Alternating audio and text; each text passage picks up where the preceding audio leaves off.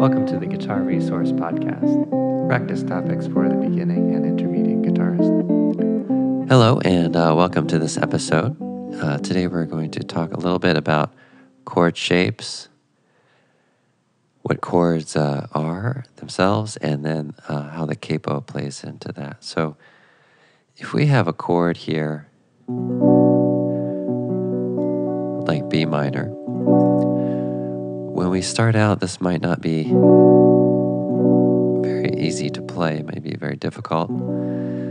So I'm borrowing from the fifth string to the first string with the first finger, second finger on the third fret, second string, third finger on the fourth string, fourth fret, and fourth finger on the third string, fourth fret. And so I have B minor. And then let's say I'm going to F sharp. This is another chord that may not be particularly easy to play. So again, I'm barring across the strings with the second fret with the first finger. I have a second finger on the third string, third fret, third finger on the fifth string, fourth fret, and fourth finger on the fourth string, fourth fret. Okay? So I'm using Hotel California as a progression here. So then we have A, that shouldn't be too hard to play, and then E. And that one's one of our familiar chords too. We have G, E minor, and F sharp 7. Okay, and that F sharp 7, or that F sharp from earlier, we could also play that as a 7. So you can see some of these chords are not entirely easy to play. Doable though. Now if we put the capo, let's try out the 7th fret. So we've put this here. We're trying to play B minor. And this is B minor, but our shape looks like E minor.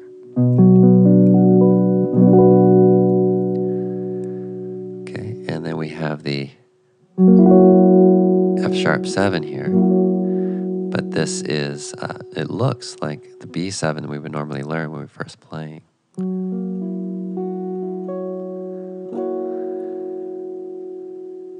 Okay, and then the A looks like our familiar D.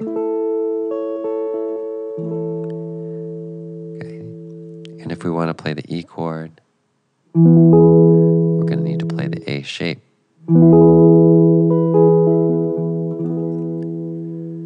So I'll go through a few more chords and then I'll talk more about how this works. Now, if we want to play G, actual G chord, we need to play the C shape.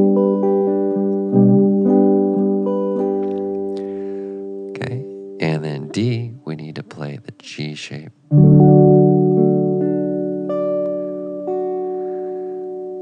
Okay, and then E minor, we're going to have to play an A minor shape. And then F sharp 7 would be the B7 shape.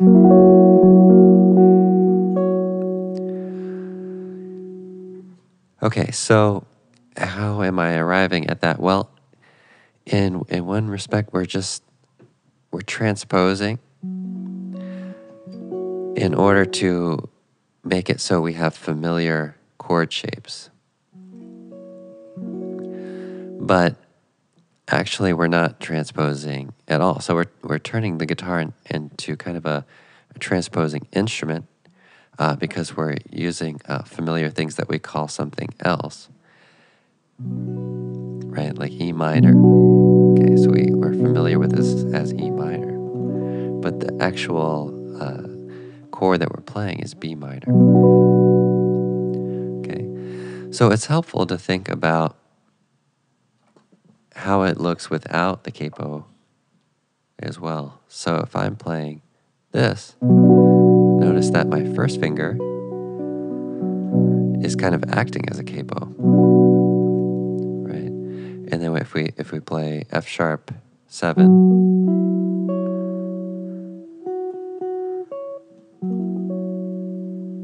okay, then that looks like a B7, or if the capo were here, right? Okay, and then the A chord actually looks like this, but with the benefit of the capo, it looks like this.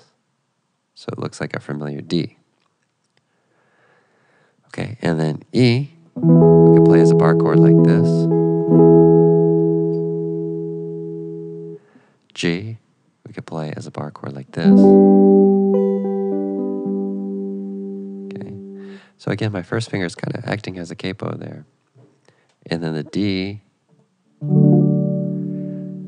that looks kind of like a G if my finger's acting as a capo again. So playing all of those strings and holding down each note with the finger. And then E minor again is here. Right, so my finger is kind of acting as a capo when we're barring. And then the F sharp 7. So it's very important that we know the notes on all of the strings, really, but for this particular topic, knowing the notes on the 6th string, 5th string, and even the 4th string, so that we know where our root note is, and then we have the chord quality above it on the first 3 strings or 4 strings, and so on. So I'll bring the capo back into play here.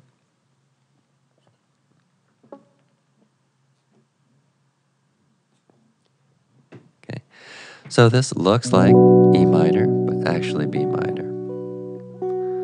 Looks like B7,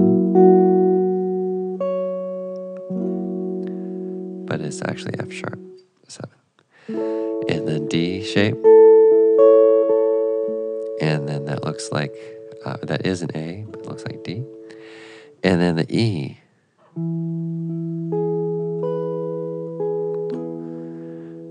Okay, so we have a G, the G chord, looks like the C shape. Okay, and then we have the D chord. So I'm keeping in mind that this is actually D down here, but it looks like our familiar G shape.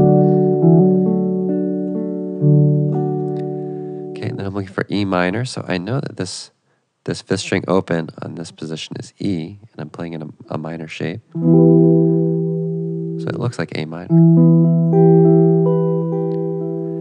And then the F sharp 7.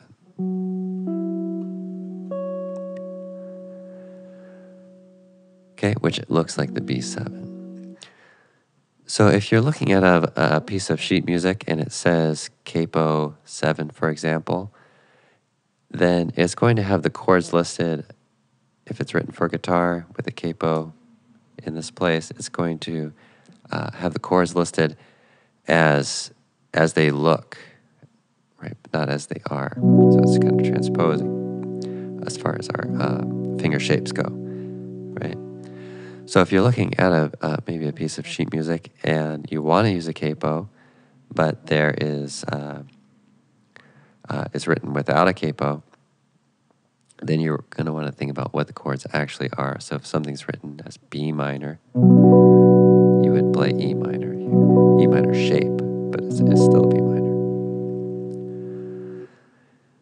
Well, I hope this clears things up a little bit. Let me know if you have any additional questions or if anything was unclear.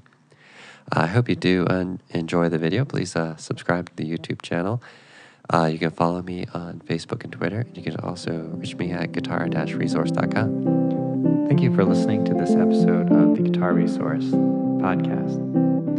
Be sure to rate and subscribe. Remember to subscribe to the YouTube channel. Follow us on Facebook and Twitter.